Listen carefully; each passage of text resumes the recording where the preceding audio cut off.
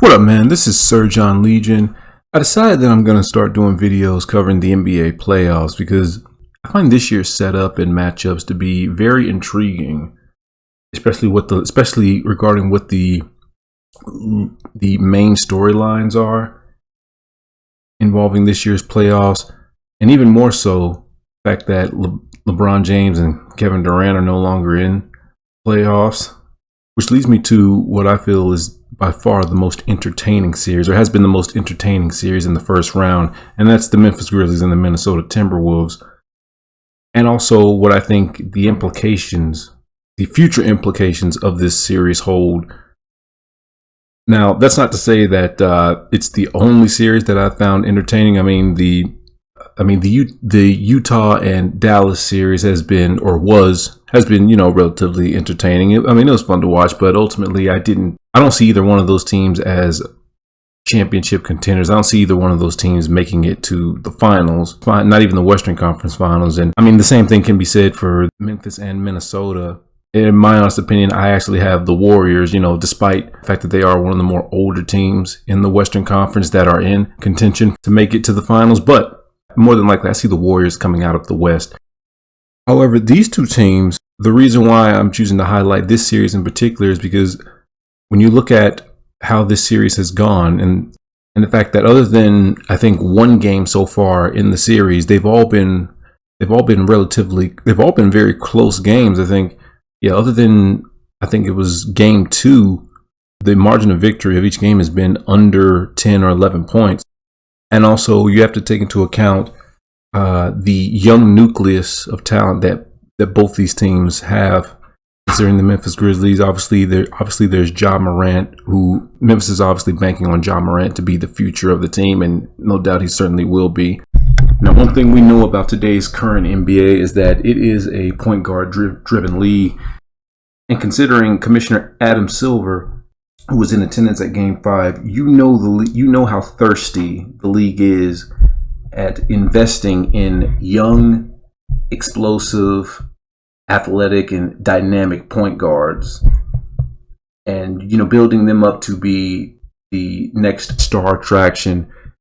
And it makes complete sense, despite the fact that Zion Williamson was chosen number 1.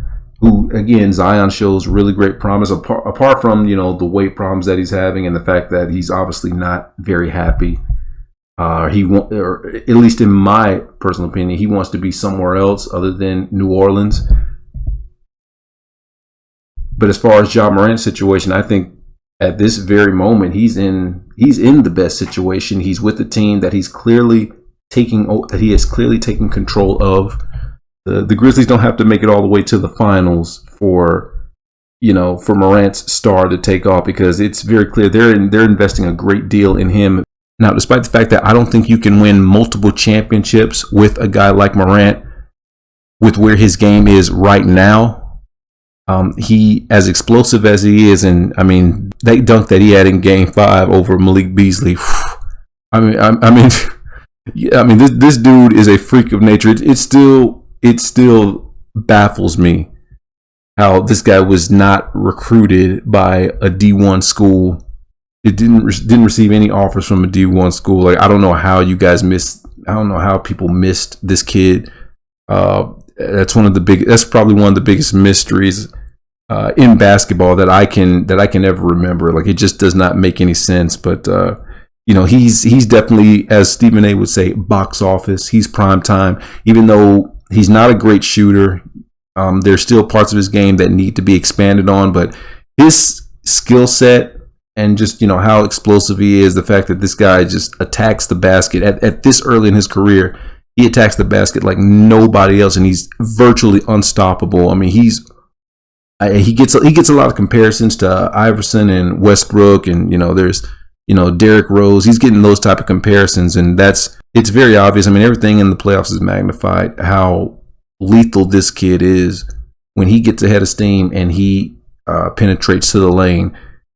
It really is. It's one of the most exhilarating things to watch in basketball. Game 5, what he did in the fourth quarter was phenomenal. And so And so the league is, and Adam Silver, trust me, they're going to be investing a lot of stock in this kid.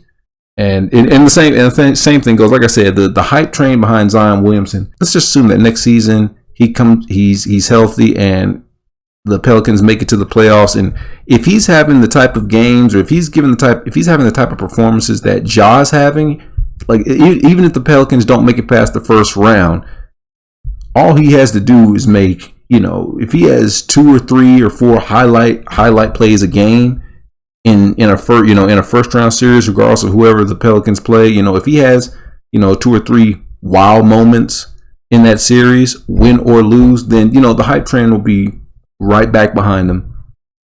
And even if he ends up leaving, I don't know if his contract is up at the end of the next season, but everything will be just like it was before. So the Zion Williamson project is not done. The league still has a lot invested in him to materialize and get back on track to the player that so many people projected him to be, which is essentially the next great star attraction. They're expecting him to be the next LeBron James. Let's just call it what it is. And for Minnesota, while it's unclear at this particular moment who the face of the franchise is, because you can make an argument that it could be Anthony Edwards, Karl Anthony Towns, or D'Angelo Russell. I think this nucleus of Towns, Edwards, and Russell, assuming they stay together for the long run, they could very well be the top team in the Western Conference for years to come. As we know, yes, the Warriors are still, I think at this very moment, Golden State are still championship contenders with that nucleus of Clay and Steph and Draymond, but that championship window, I would say, is after this season will be closed, or at the very least near closing, because those guys are just too old. All right, they're not going to have the stamina or the durability to compete with, and they do have, they have a decent bench, they have a decent group of young guys, they have a young nucleus that Golden State has, that with a lot of potential. Kuminga, obviously Jordan Poole who's played very well in this first round. Jordan Poole has shown a lot of potential, and again, it's a small sample size. I haven't been following too much of what's been happening in the regular season, but Jordan Poole's playing well, and Kuminga's playing well, and Toscano, has been a big revelation, integrating himself into that system. And although he's not getting a lot of minutes, there's Gary Payton Jr., but he's still got some time. But as far as these two teams are concerned, I am picking Minnesota to win Game 6 tonight. I see this series going 7 games, but even if Memphis does close out this series, I think short term, especially this year, I don't see either one of these teams making it past the Western Conference Finals. But however, the young trio that Memphis has, in my opinion, it's Morant, Jackson, and Desmond Bane, who's potentially be one of the best 3-point shooters in the league. His shooting has been absolutely phenomenal. And then also with Minnesota, with this core trio of Towns, Russell, and Edwards, assuming they're able to stay healthy and continue to gel, they're able to get smarter, a decent to above average bench for both of these teams, I think we are looking at the next great rivalry in the Western Conference. It very well could be Memphis and Minnesota contending for championships in the years to come, assuming that the core trio for both of these teams stays intact and that they continue to grow. So those are the long-term implications that I'm predicting. But again, we'll see. Well, again, we will see what happens. And, like I said, regardless of what happens, I think a lot of people are expecting Ja Morant to eventually be the face of the league if he continues to have consistently great seasons, regular seasons, MVP caliber seasons like this past year. And like I said, we don't know what's going to happen. We don't know what the future holds for Zion Williamson, but just based off the sample size that we've been given, that we have of Morant and Williamson, the LaMelo Ball is a whole separate argument, but he's definitely on his way too. He just needs more talent around him. If you're asking me what I think the overall landscape of the Western Conference will look like in the years to come, I think it's essentially going to come down to these two teams basically battling each other for Western Conference supremacy in the years to come. And I think they will be contending for championships because these two teams, Memphis and Minnesota, have the biggest upside going forward. So we'll see what happens. As well, I'll also be doing some other videos on some of the matchups for the next round of the playoffs, and also I'm going to be doing one more video talking about the Kevin Durant, Kyrie Irving situation in Brooklyn, because I think that's a very unique situation, and give my opinions on that. So be on the lookout for more NBA related videos. This is Sir John Legion signing off.